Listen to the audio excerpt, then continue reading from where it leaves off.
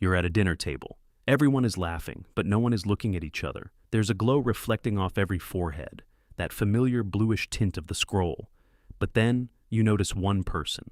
Their phone isn't on the table. It isn't even in their pocket. They're just there, fully, intensely present. It feels almost radical, doesn't it?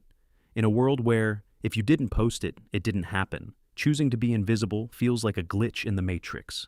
We usually assume these people are Luddites, or maybe they're just old school.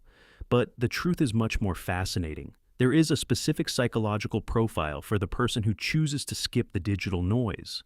They aren't just missing out. They are gaining a type of cognitive sovereignty that the rest of us are literally paying to lose. Today we're going deep into the psychology of the non-user. Why do they do it? How does their brain actually work differently? And what do they know about happiness that the algorithms are trying to make us forget? Most of us have developed what psychologists call a reflected self. Our sense of goodness or success is beamed back to us through likes, views, and comments. It's a feedback loop that creates a fragile ego, one that needs constant feeding. But the person who avoids social media has performed a kind of internal surgery. They've cut the cord to the digital mirror. When you don't have a profile to maintain, you stop performing your life and start living it. Think about that for a second. When you see a sunset, is your first instinct to capture it or to breathe it in? For the non-user, the worth of an experience is intrinsic. They build self-esteem through internal validation. They aren't immune to wanting to feel good, but they get their dopamine from finishing a difficult book, mastering a craft, or having a deep conversation. They've opted out of the slot machine mechanics of the notification bell. In psychological terms, they've replaced variable reward schedules with steady, earned satisfaction. They don't need 1,000 strangers to tell them they're okay, because they've done the hard work of deciding that for themselves. There's a common trait among those who abstain: high metacognition.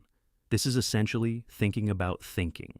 Most people use social media because it's the path of least resistance. It's what you do when you're bored, waiting for the bus, or avoiding a difficult task. But the non-user is hyper-aware of the design. They see the infinite scroll not as a feature, but as a trap. They see the notification dot not as an update, but as a psychological hook. They aren't just unplugged, they are deliberate. They've looked at the trade-off, their data and attention in exchange for free entertainment, and they've decided the price is too high. They recognize the anxiety of the unread and choose to opt out of the race entirely. This requires a level of self-awareness that is becoming increasingly rare. They realize that their attention is their most valuable asset, and they refuse to sell it to the highest bidder. We've all felt it, the fear of missing out. That stinging sensation when you see a party you weren't invited to or a vacation you can't afford. It's an evolutionary glitch. We're wired to want to be part of the tribe for survival. Non-users have effectively hacked this survival instinct. They've moved from the joy of missing out. They have developed incredibly strong emotional boundaries. They understand that connection on social media is often just digital proximity. It's shallow. By skipping the feed, they protect their energy. They aren't being bombarded by the curated highlights of 500 acquaintances. Instead, they focus that energy on 3 or 4 deep, offline relationships.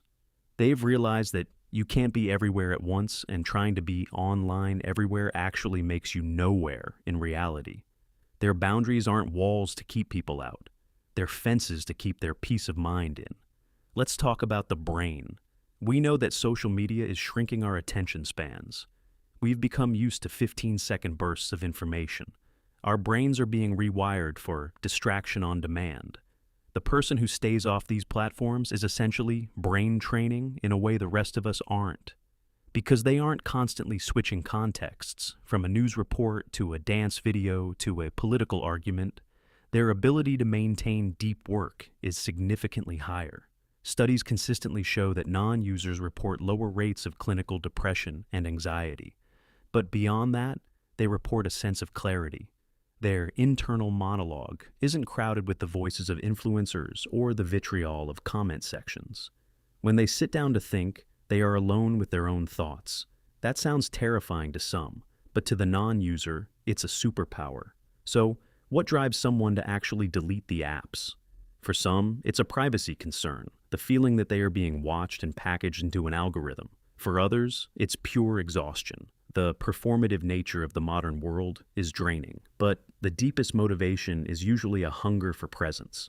There is a specific kind of loneliness that happens when you're scrolling in a room full of people. The non-user chooses a different kind of solitude. It's a solitude that is rich, reflective, and grounded in the physical world. They want to feel the texture of the paper in a book. They want to hear the actual tone of a friend's voice, not read a text. They want to be the main character of their own life, not an extra in someone else's story. Research shows these individuals score higher on openness to experience, but lower on dependency. They don't need the digital crutch to navigate the world. They are okay with being bored. They are okay with being forgotten by the algorithm because they know they are remembered by the people who actually matter. Choosing to skip social media isn't about being better than anyone else. It's about a fundamental shift in priority. It's the realization that life is happening here, in the room, in the breath, in the silence between the noise. While the world is busy chasing the next viral trend, the non-user is busy building a life that doesn't need to be captured to be felt. They are the quiet reminders that we are more than our data points. They are proof that you can survive and thrive without a like. Maybe the question isn't, why don't they use social media? Maybe the real question we should be asking ourselves is, what am I giving up just to stay signed in? Because in an age of total noise, silence isn't just golden, it's a rebellion. So, where does that leave us? We've spent the last 20 minutes peeling back the layers of a lifestyle that most people consider impossible. We've looked at the internal validation that keeps these people steady, and the deep focus that gives them a massive edge in a world that can't stop scrolling. The psychology of the non-user proves one thing. Your attention is a finite resource. It's the most valuable thing you own. Every minute spent in the feed is a minute you aren't investing in the person you are actually becoming. If you found this deep dive into the human mind valuable, consider to like and subscribe. It's really mean a lot to me.